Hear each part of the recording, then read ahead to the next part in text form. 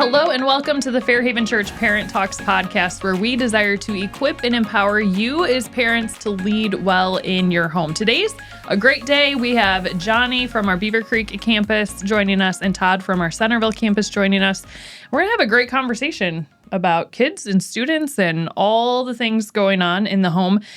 So this podcast, I'm going to start out by saying this, has been a super fun conversation starter for me as it relates to people who are now hearing the podcast and coming to and talking to me about what it is they're learning specifically about us. Oh, boy. So, interestingly, I've heard lots of comments about how people know now that I have weird food likes, appreciations, I guess. I've heard about that a few times. I also, a couple weeks ago, Todd, you were on the podcast the week that I kind of went on a little rant about my dislike for pumpkin spice. Yeah, I remember that one. Yeah. I like pumpkin spice. So someone came and talked to me about that. And so hello to you, because I'm sure you're listening today. And I actually had someone who started as a serve team member at Centerville for kids ministry a couple weeks ago. And she suggested a question that I'm going to ask you guys today. But it had me thinking, like, as people are listening and they're excited to learn a little bit more about the team, you can ask me to ask them a getting to know you question. So stop me on a Sunday, whatever campus I'm at that week, or send me your question through email, cadams@fairhaven.church, but it's a super fun way to just get to know everybody. So the question is about birth order, okay? So does the birth order theory ring true for you? That is my question. You want to go first, Johnny? Well, I feel like going first is a little bit harder for me because I am technically a middle child, but I'm a middle child by only 2 minutes. So, like, because I'm a twin, I always feel like it's hard to call myself a middle child, but I do have a lot of middle child tendencies. Like, I'm always... I'm more go with the flow. Uh-huh. You said a message like going with the flow. Middle child do that. I do that. I'm also the most obnoxious out of Is that all a my middle siblings. child? I feel like middle childs have the most like chaotic energy, and I feel like I usually have more energy than both of them. Okay, so what you're saying is even though you're a twin, it does ring true for your family. Yeah, I feel like it does. But I feel like technically. Well, I mean, I am the middle child. Yeah, you are. So it works. It works. It works. Okay, Todd. So I am the youngest of 4 kids. Uh-huh. I have an older brother, older sister, and another older brother. Uh-huh. So I am the baby of the family. And I don't agree with this, but they would definitely say, probably, that, when we were younger, I got what I wanted. I don't know if that's true or not. But I do have a funny story. When the night that I was born, my brother Tim, my parents had promised my brother Tim pizza, and he was really, really wanting pizza. And then my mom started going into labor, and that ended the pizza. And so forever, I've been known to take away Tim's dreams. The scratch hasn't ended, has it? Yeah, no. That's so funny. Is there a big gap in between you and the next sibling? Not the next sibling. So Tom and I are like 18 months apart. Uh-huh. And then Tammy is 8 years and Tim is like 9 years. I Okay. think, somewhere around there. Yeah. Okay. And fun fact for those of you who don't know, because someone actually just came up to me a couple weeks ago and said they had no idea that PJ was your dad. Oh, yes. So if you're at the Centerville campus and you see PJ, that is Todd's dad. My dad. So That's really cool. So I am the youngest. And I don't think I take on youngest tendencies. But A room full of youngest. You're other ruining people, the whole thing. other people might disagree with me. But I have like a big gap in between me and the next sibling. And so I actually take on all of the, like I take on the oldest, the only, and the youngest. Wow. And it's true. Like I can read through like the theory and see parts of me in all of them. But I think least of all the youngest. My siblings, when I'm with my siblings, I'm definitely the baby. Oh, yeah. Because I was the favorite. Yeah, they make you. They make you feel it. They do. It's so true. But yeah, it's kind of fun. That's a good question. So thanks for asking. And like I said, bring on the questions. That would be super fun for us. Okay, so today we are talking about a judge because we are in the book of Judges. We started that last week, and we're talking about a judge whom God appointed, and his name is Gideon. So as we'll learn in chapters 6 through 8, there's two specific things that we're talking about. One, we see God working directly in Gideon's life. And two, we see God defeating the Midianite army for Israel. And so, Todd, there's this recurring theme that we really see in Judges 6 with Gideon, and it's that God settles our doubts. So how did God speak to Gideon, and how did he answer when Gideon needed reassurance? Yeah. I think this is a cool story because Gideon, like in the process of the story, he felt weak, but God spoke to him and called him mighty warrior, which is crazy. In the NLT, I think it says mighty hero. And even Gideon himself said, I'm the weakest of my family. Gideon did need reassurance from God. God had called him to rescue Israel. And so God allowed Gideon to have a sign. And so Gideon asked that during the night he could put out a fleece and that the dew would make the fleece wet and the ground dry around it. And God allowed him that sign and showed him that he would be with him. And then just for a little bit more reassurance, Gideon asked again the next night that the ground would be dry. Am I getting that right? The ground would be dry, yeah, and the fleece would be wet. And in that, again, God was just reassuring him and was gracious to him and showing him that. Yeah. Yeah. So it's interesting because we see it's just like you said, it's confusing which one happened first because it's like the direct opposite happened based on what he had asked for God to show. But we see that God's working through Gideon's heart. And showing him that he was going to use Gideon, even though he thought he was weak, he thought he wasn't capable, he was going to use him as a leader to help defeat the Midianites. But we also read that God wanted to make sure that the Israelites didn't get the credit for what was about to happen. And so, Johnny, how did God instruct Gideon to take next steps in building his army, and what ultimately happened? Because this is like kind of a crazy story of how God weeded out some of those warriors. So, I mean, the army went from like 32,000 people. So there's like 32,000 people. And the Lord said to him in verse 2, you have too many warriors with you. If I let all of you fight the Midianites, the Israelites will boast to me that they saved themselves by their own strength. Therefore, tell the people, whoever is timid or afraid may leave this mountain and go home. So then 22,000 people leave. And God still thinks there's too many, which if I was getting over, like, are you sure about that? Yeah. I mean, like, so he created a test. God created a test by dividing the men up into two groups. The first group, if they drank their water by kneeling down, cupping their hands, and lapping it up with their tongues like a dog. And the second group would be those who kneel down and drink with their mouths in the stream, which if I'm really thirsty, I'm just going for it. So I would have been out of the army by then. So only 300 men drank from their hands, and God declared that he would use them to give them victory over the Midianites. And here you could see that Gideon is still afraid because God had to come to him saying, like, if you are afraid, go down to the camp and listen to what they say. So Gideon went down and he listened.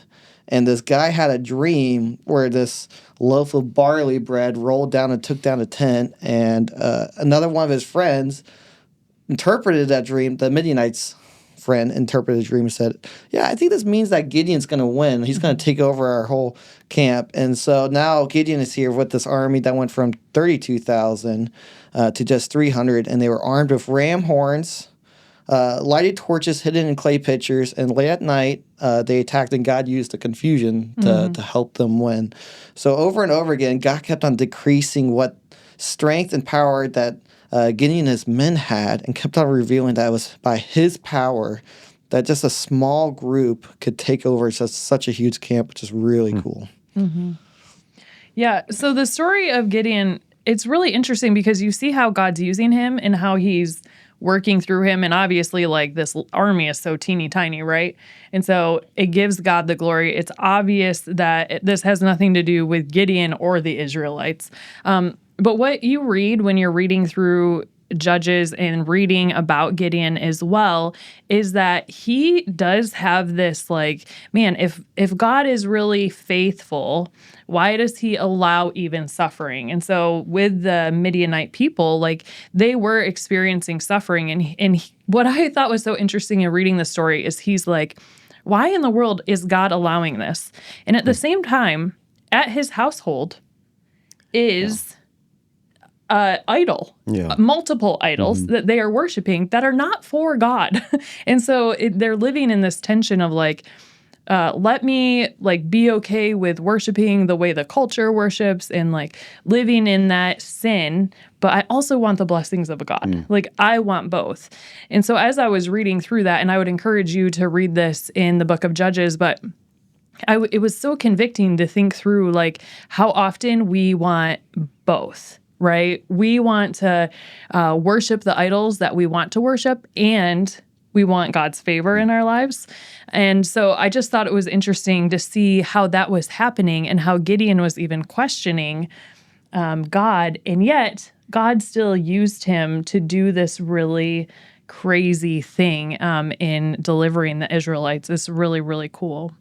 But something else we learn is that in that Gideon asking God for more signs, we talked about a little bit this doubting, but it shows that Gideon had some doubt. And so, Todd, was Gideon's doubting God a sin? Yeah. I think, no, I don't think we see in the story where the text said that Gideon was sinning.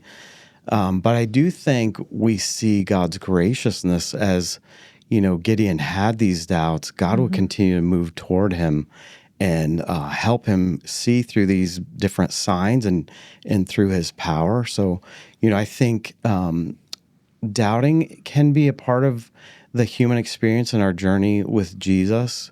But I think the important part of faith is when we have those doubts to go to Jesus. That's what our faith is, that we go to him. That's what faith and trust is. We pursue him. We ask him for his help, and we lean on him through those doubts and fears that we have. Yeah, that's great. And I think like we see even in the Old Testament, I mean, King David, like there were times when it's like a lament, like maybe not as much doubt, but there are questions that we ask. And when we're asking them appropriately and understanding God's holiness as we're asking, like it's really important to process through that. Johnny, what would you give as advice for a family who maybe has a family member who is walking through a period of doubt? I mean, I have a longer answer for this, so you guys might want to buckle yourselves in if you're listening. But I mean, I think that we got to remember that doubt has really been just part of the human experience ever since Genesis. I mean, Adam and Eve in the garden, the snake said, "Did God actually say that?" And they're like, "Well, did he?" And then they ate the fruit, and Abram and Sarai, Zechariah, and like we have doubting Thomas, who is like the most infamous, and he got not really infamous is not a good word, but he's got a bad name for it. Cool guy, bad name. What are you going to do with it? But, he says unless he could see Jesus, he couldn't believe that he rose from the dead unless he could place his hand on the scars and stuff like that. And it wasn't until Jesus revealed himself that Jesus said, have you believed because you have seen me? Blessed are those who have not seen and yet noticed. Who have not yet seen and yet have believed. So doubt is very common, and there's different types of doubt, but usually what doubt does is it brings these obstacles in that we have to try to figure out. And because we're trying to it means our foundation is wavering. In the book of James, it says that we're like a wave that's being tossed to and fro. And I like what Jude 22 says about it. And you must show mercy to those whose faith is wavering. Just as you were saying, Tom, God drew near Gideon in his doubt, and we should draw near to people in their doubt too. I think it's easy for us to be like, oh, you're questioning that? Well, you're on your own. But we have to draw near to them, encourage them to pray. And sometimes our doubts help us to grow. I mean, James says testing of faith is what matures our Christian experience. And So like having prayer journals, writing down where you've seen God in your life. We can even look to other people and talking to them, like encouraging them to be like, hey, like this is where I've seen God do like an amazing miracle in my life, telling them through it, working through them. And lastly, I mean, when Jesus was in the wilderness, he prepared himself for spiritual warfare by having scripture ready when the devil came against him. And so when we see people that are doubting, it's easy for them to go to the world for their answers, but we have to remind them that God and his word desires to draw near to them and try to push them to God's word. So when people are in, that season of doubt, I think we have to be like reminded to show them mercy, to come alongside them, help them get connected with communities of people that can help them grow. And we also have to be ready to tell them we don't have all the answers ourselves. Yeah. I think it's easy for us as Christians to be like, here's this verse tagline that we have for you. And, good luck with that. But we got to remind them, like, we don't have all the answers ourselves. Yeah. And sometimes when people are struggling, that's what they need to hear. They need to hear that other people are at the same place or, having the same questions, but are working towards God in a way that they can grow in faith more and more each day. So you don't have to have all the answers to them, but, as Jude says, just draw near to them, show them mercy and love on them and help them get connected in places that they can really just draw near to God. So.